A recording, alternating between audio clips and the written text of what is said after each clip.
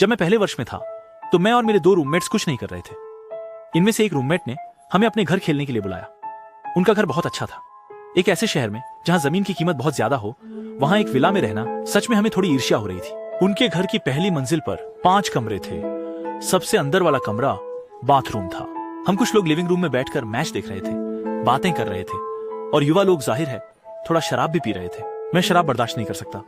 थोड़ी सी भी पी ली तो न सिर्फ सिर चढ़ जाती है बल्कि और भी असर करती है। मैं उठकर वॉशरूम जाना चाहता था, लेकिन मेरे रूममेट ने मुझे बताया कि निचली मंजिल के वॉशरूम का उपयोग ना करूं। अगर जाना है तो दूसरी मंजिल पर जाओ। लेकिन मैंने ज्यादा पी ली थी तो मैंने सोचा जहां जाना है वहीं जाऊंगा। जब मैं पहली मंजिल के बाथरूम पहुंचा तो देखा इतनी बड़ी जगह में सिर्फ एक टॉयलेट, एक बाथटब और 2 टब थे। यहां तक कि वॉश बेसिन भी नहीं था। सुबह होने के बाद मैं केवल एक बेसिन के पास बैठ सकता था।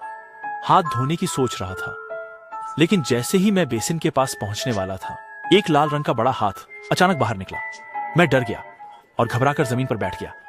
जब मैंने सिर घुमाकर दरवाजे की तरफ देखा तो पाया कि दरवाजे पर एक औरत का साया है। मैं डर के मारे शायद ही हिल सकी। अंततः मैंने पूरी ताकत लगाकर बाथरूम से भाग गई। जब मैं वापस क्यूशु आया और अपने दोस्तों को यह अनुभव बताया तो उन्होंने मुझे बताया कि दरअसल वह पहली मंजिल महिला शौचालय है। हो सकता है कि तुम मेरी बहन से मिले हो, लेकिन मुझे यकीन नहीं हो रहा कि तुम्हारी बहन लाल रंग की क्यों है। कुछ दिन पहले अंतर्राष्ट्रीय हैकर संगठन द्वारा रूस के खिलाफ युद्ध की खबर कुछ दोस्तों ने देखी होगी, और आज हम जिस बारे में बात करने जा रहे हैं वह एक पेशेवर हैकर द्वारा व्यक्तिगत रूप से अनुभव की गई घटना है। यह एक सच्ची कहानी है हमारे एक प्रशंसक से। इस फैन की गोपनीयता की रक्षा के लिए मैं यहाँ उसका वास्तविक नाम प्रकट नहीं करूंगा, इसलिए मैं इस कहानी में उसे अमीन नाम दूंगा। अमीन 22 साल की उम्र में जर्मनी में नेटवर्क इंजीनियरिंग की पढ़ाई कर रहा था। उसे वाकई एक प्रतिभा माना जा सकता है, लेकिन 19 साल की उम्र में ही वह एक हैकर बन गया और सिर्फ 2 साल के भीतर उसने इस क्षेत्र में धूम मचा दी। शायद ही कोई ऐसा नेटवर्क प्रोग्राम था जिसे वह नहीं तोड़ सकता था। हैकर आमतौर पर सोशल सॉफ्टवेयर के माध्यम से ऑर्डर लेते हैं और अधिकांश काम नेटवर्क के जरिए व्यावसायिक लेन देन को रोककर मुनाफा कमाना होता है। बेशक यह अवैध गतिविधि है, इसलिए हमारे देश में ऐसी चीजें नहीं होती। वास्तव में हैकर की अवैध कमाई का एक छोटा हिस्सा ही होता है, ज्यादातर नियोक्ता द्वारा ले लिया जाता है, क्योंकि नियोक्ता आमतौर पर जानते हैं कि 2 पक्ष किस समय लेन देन करेंगे, फिर हैकर को नेटवर्क पर हमला करने और उस लेन देन को अवरुद्ध करने के लिए कहते हैं। इसलिए जब हम अक्सर सुनते हैं कि किसी कंपनी से बड़ी राशि की धोखाधड़ी हुई है, तो यह भी संभव है कि कंपनी में कोई अंदर का व्यक्ति शामिल हो। अमीन जानता था कि हैकर बनना कोई अच्छी बात नहीं है। अमीन को एक सॉफ्टवेयर पर एक ऑर्डर मिला। बहुत समय वह एक रूसी माफिया और हथियारों के दलालों के गिरोह के बीच का लेन देन था। अमीन ने जानकारी इकट्ठा कर एक नकली वेबसाइट बनाई और असली हथियार विक्रेता बनकर सामने वाले से हथियार खरीदने के पैसे पाने की कोशिश की। कार्यक्रम योजना का प्रगति बहुत ही सुचारू रूप से हो रही थी। यह उसके लिए आसान काम था। कार्य पूरा करने के बाद नियोक्ता ने समझौते के अनुसार अमीन को 10% लाभ का भुगतान किया। अमीन और नियोक्ता एक दूसरे को नहीं जानते थे। वे छुपे हुए नेटवर्क के माध्यम से बातचीत करते थे, इसलिए शुरुआत से अंत तक दोनों की पहचान हमेशा गोपनीय रही। बाद में नियोक्ता ने अमीन को एक संदेश भेजा और सुझाव दिया कि अमीन अपने वर्तमान पते से कहीं और चला जाए। अमीन ने इसे नजरअंदाज किया, लेकिन उसे हमेशा एक बुरा एहसास होता रहा। पूछा कि आपकी बात का क्या मतलब है? नियोक्ता ने कहा कि उन्होंने पहले ही रूसी माफिया को नाराज कर दिया है। शुरुआत में कोई भी इस आदेश को लेने को तैयार नहीं था। अब स्थिति यहाँ तक पहुँच गई है और हम इसे पलट नहीं सकते। सुरक्षा कारणों से उसे आखिरी संदेश भेजकर कह दिया कि उसका काम पूरा हो गया है, उसकी सेवा के लिए धन्यवाद। इसके बाद कोई संदेश नहीं मिला। दरअसल यह सामान्य बात है, क्योंकि काम पूरा होने के बाद कोई और भरोसेमंद बात नहीं होती। उस रात अमीन बिस्तर पर करवटें बदलता रहा और सो नहीं पाया। नियोक्ता की बातें बार बार उसके दिमाग में घूम रही थीं, जिससे उसे लग रहा था कि कभी भी कोई खतरा हो सकता है। लेकिन अगले कुछ दिनों में कुछ भी नहीं हुआ। उसे लगा वह पूरी तरह सुरक्षित है। 15 दिन गुजर गए। आमिन लगभग उस संकट को भूल ही चुका था। एक दिन उसने अचानक पिछले नियोक्ता का संदेश प्राप्त किया। यह बहुत अजीब था, क्योंकि उसने पहले कभी इस स्थिति का सामना नहीं किया था। जैसा कि मैंने कहा, उनका काम एक बार पूरा हो जाने पर वे फिर से संपर्क नहीं करेंगे। जब अमीन ने यह संदेश देखा तो वह जान गया कि यह वही व्यक्ति नहीं था जिसने इसे भेजा था। उनके वाक्यों की रचना और विराम चिन्हों का उपयोग पूरी तरह से अलग था।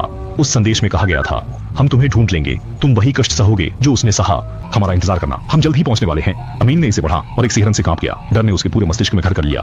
दूसरे दिन वह चला गया। इन कुछ सालों में अमीन ने कुछ पैसे कमाए थे जो उसकी परिवार की भागती जिंदगी के लिए पर्याप्त थे। लेकिन उसी दिन जब वह नए अपार्टमेंट में जा रहा था, उसे एक पार्सल मिला। उसके ऊपर एक नोट चिपका हुआ था जिस पर लिखा था, आपके नए घर में स्वागत है। अंतिम वाक्य रूसी में था। जब उसने डिब्बा खोला तब उस रात वह दीवार के कोने में पूरी रात बिना सोए बैठा रहा। अगले दिन सुबह ही वह एक दूरस्थ होटल चला गया। उसे लगा कि भविष्य में घर बदलना एक आम बात बन जाएगी, पर कुछ जगहें ऐसी जरूर होंगी जहां वे उसे नहीं ढूंढ पाएंगे। लेकिन होटल में रहने के कुछ ही दिनों में अविश्वसनीय घटनाएं फिर से घटीं। अमीन का अंजाम क्या होगा? कृपया सब्सक्राइब करें, हम अगले एपिसोड में जवाब देंगे। अब जंगल में इस महिला को देखें तो तुरंत भागें। मैं एक जंगल के पास स्थित एक कॉलोनी में रहता हूँ। कॉलोनी के पीछे का यह जंगल प्रसिद्ध है खो जाने वाले जंगल के रूप में। कहा जाता है कि बहुत से लोग इसमें जाने के बाद वापस नहीं आए। मुझे नहीं पता कि वे अफवाहें कैसे आईं, जिससे मैं सोचने लगा कि वे अफवाहें सिर्फ निराधार हैं। जब तक उस दिन के बाद हमेशा की तरह अकेले इस जंगल में टहल रहा था कि अचानक मैंने गुलाबी रंग की एक चीज देखी और डर गया। मैंने पास जाकर देखा कि वह एक गुलाबी पोशाक पहने हुए महिला थी। शुरू में वह बस वहां खड़ी होकर मुझे देख रही थी। मैं सावधानी से उसकी ओर बढ़ा, ये पूछने के लिए कि क्या उसे कोई मदद चाहिए, लेकिन मैंने देखा कि वह महिला बहुत सुंदर थी। मेरे बोलने से पहले ही उसने इशारा किया कि मैं उसके पास जाऊं, लेकिन फिर भी मैं उसकी ओर बढ़ता गया। जैसे जैसे मैं धीरे धीरे उसके करीब गया, उसका हाथ हिलाने का इशारा और तेजी से होने लगा। जब मैं उसके सामने पहुंचा और उसकी खूबसूरत चेहरे की अच्छी तरह से प्रशंसा कर सका, तभी उसने अचानक एक कान की बाहर करने वाली चीख निकाली, जल्दी पकड़ो। सौभाग्य से मैं अक्सर व्यायाम करता हूँ, इसलिए मैं फुर्तीला हूँ, और चिल्लाते हुए भाग गया।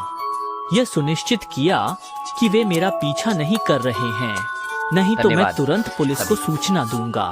पुलिस मुझे लेकर जंगल में खोज के ले गई और बहुत समय तक चलने के बाद उस महिला के पहले खड़े होने के स्थान के पास एक झोपड़ी मिली, जिसमें 6 पुरुष बंद थे। वे सभी जंजीरों में बंधे हुए थे, दुबले और कंकाल जैसे दिख रहे थे। पूछताछ के बाद पुलिस को पता चला कि उन्हें वहां 7 साल से गुलाम रखा गया था।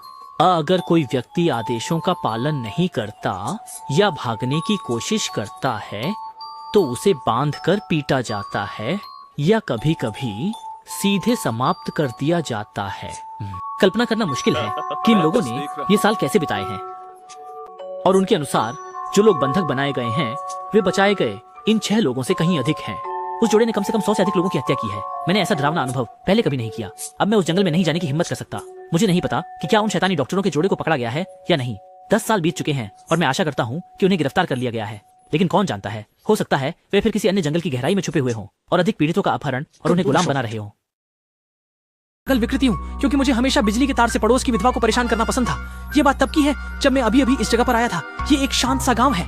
दिन में ज्यादा लोग नहीं होते, लेकिन बाईं ओर एक चेचक के निशान वाली विधवा है जो सेक्सी टाइट टॉप पहनकर मेरे दरवाजे के सामने से गुजरती है और मुझे अजीब नजर से देखती है। हर बार जब वह गुजरती थी तो वह मुझे अजीब नजरों से कोंचती थी।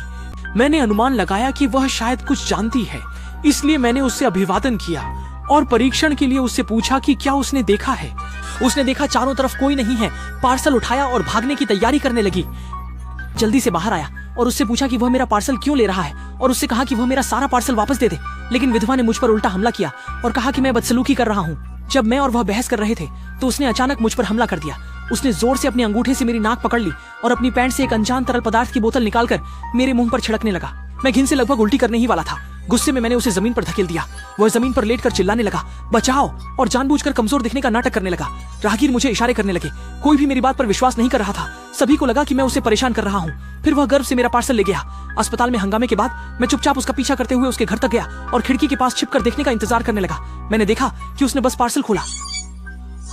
डर के मारे वो जमीन पर गिर गई और नीचे बक्से के अंदर की तिलचट्टे तेजी से बाहर आ गई। फौरन उसके कमरे में मेरे सारे पार्सल थे।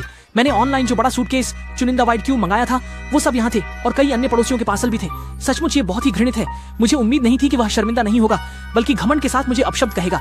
तब मैंने स्पष्ट रूप से उसे बताया कि मैंने जो सामान मंगवाया था वह मेरे घर के बाथटब में मेरी पूर्व प्रेमिका को निपटाने के लिए था और यही कारण है कि तुमने मेरा पार्सल चुराया था। मैं तो हमेशा नहीं कर पा रहा था। सब तुम्हारी वजह से मेरी बड़ी योजना लगभग खराब हो गई। अगले ही सेकंड मैंने 2 इलेक्ट्रिक तार उठाए और उसे उसके सिर पर दबा दिए। उसकी शरीर बिजली से कांपने लगी और भुने हुए मांस की गंध फैल गई। मैंने संतुष्ट भाव दिखाया। वह रोकर मुझसे माफी मांगने लगा और कहने लगा कि वह अपने शरीर का मुआवजा दे सकता है। मैंने कहा कि तुम सपने देख रहे हो। फिर मैंने हथौड़ा, आरी और अन्य उपकरणों का उपयोग करके उसे टुकड़ों में बांट दिया और उसे सूटकेस में डालकर पिछवाड़े में दफना दिया। तब से किसी ने मेरे पार्सल नहीं चुराए।